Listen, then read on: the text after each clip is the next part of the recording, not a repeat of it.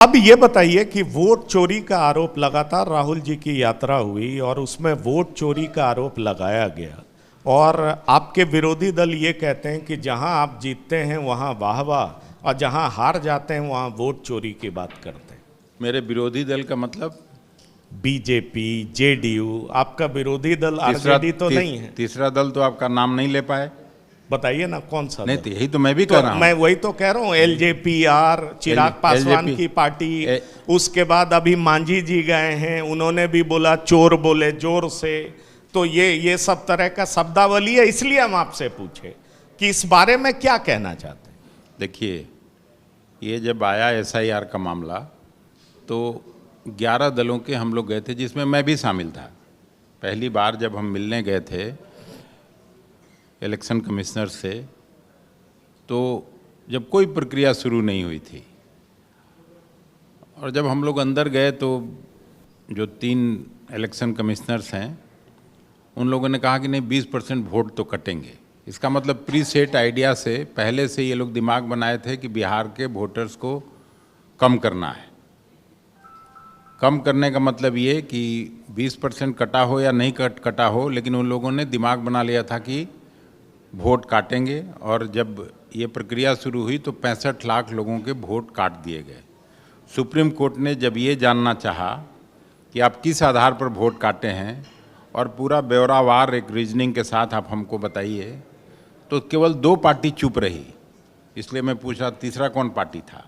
आपके यहाँ जो आके जो लोग बोल दें, लेकिन किसी ने कुछ नहीं कहा एक्सेप्ट बीजेपी और जेडीयू, क्योंकि ये लोग का एक नेक्सस था इलेक्शन कमीशन के साथ। नहीं तो जो भारतीय जनता पार्टी के अन्य मित्र दल हैं उनकी भी चिंता उतनी है जितनी कांग्रेस और आरजेडी की है। चंद्रबाबू नायडू की पार्टी सरकार में शामिल है, एनडीए गवर्नमेंट में दिल्ली में शामिल है, उनके ही पार्टी के सिविल एविएशन मिनिस्टर हैं। लेकिन उन लोगों ने भी चिंता जताई कि एसआईआर ठीक नहीं है।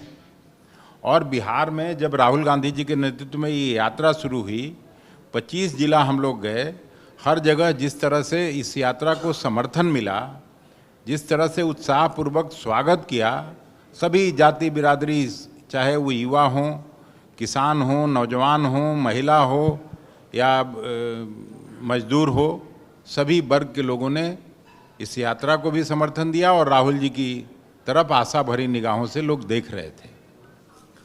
तो इसका मतलब क्या था? और गलती तो हुई है, आपने भी देखा होगा, कुछ लोग जो इलेक्शन कमीशन के अनुसार मरे हुए हैं, वो लोग जाके राहुल गांधी के साथ आधा दर्जन से ज़्यादा लोगों ने चाय पी।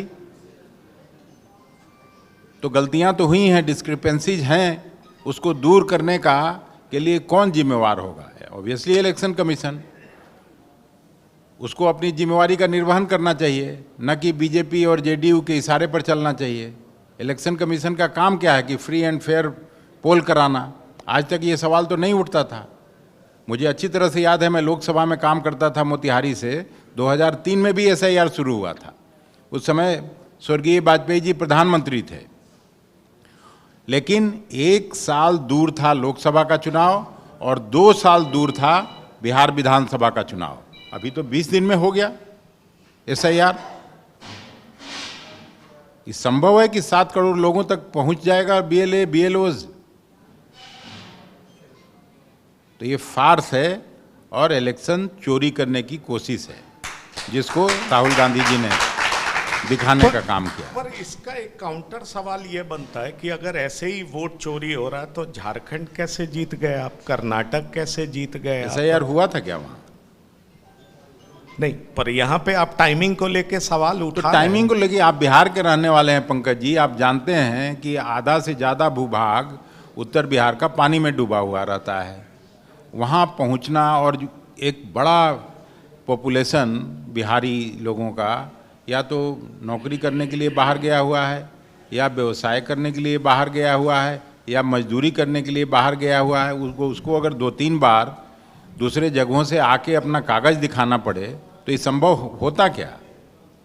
और एक तरफ तो मेरा आधार मेरा पहचान सरकार का ही स्लोगन हर जगह हम लोग पढ़ते रहे, उसमें आधार को आप नहीं मानने को तैयार थे, उसमें वोटर आइडेंटिटी कार्ड को आप मानने को नहीं तैयार थे। तो ये क्या है? ये तो संदेह पैदा करता है लोगों के दिल दिमाग में कि आधार से पूरा देश को जोड़ दिए, दूसरी तरफ आप उस आधार को कुछ मान ही नहीं रहे, उस कागज़ का कोई रेलेवेंस नहीं रह गया इलेक्शन कमीशन के पास। नहीं, पर इसका एक दूसरा पक्ष भी है ना सर। अगर मैं अपनी ही बात करूं तो मैं रहने वाला बेगूसराय का हूं, रहता नोएडा में हूं, पिताजी नौकरी भागलपुर लखीसराय में किए, तो ऐसी स्थिति में मेरा 3 जगह वोटर आईडी कार्ड बन जाता है। ऐसे मेरा एक ही जगह है, प्लीज़ समझिएगा नहीं इस तरह से।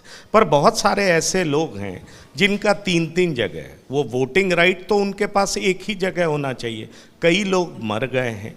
तीसरी सच्चाई ये भी है, मैं जो आप कह रहे हैं उससे मैं बहुत हद तक सहमत हूँ, पर एक सच्चाई ये भी है ना कि बहुत गलत लोगों ने भी आधार कार्ड बना लिया, बहुत गलत लोगों ने भी वोटर आईडी कार्ड बना लिया, तो क्या उनका नाम डिलीट नहीं होना चाहिए? बिल्कुल होना चाहिए। तो यही करें कि बांग्लादेश और पाकिस्तान के लोग आके यहाँ वोट करें। कांग्रेस पार्टी ने कभी कहा क्या है ये बात? लेकिन जो जेन्युइन है, जो जिंदा है, उसको मरा हुआ दिखा के और उसका वोटिंग राइट समाप्त कर दीजिए, और इस पर कोई राजनीतिक पार्टी, खास करके कांग्रेस पार्टी जैसी रिस्पॉन्सिबल पार्टी कुछ बोले नहीं, ये भी नहीं संभव है।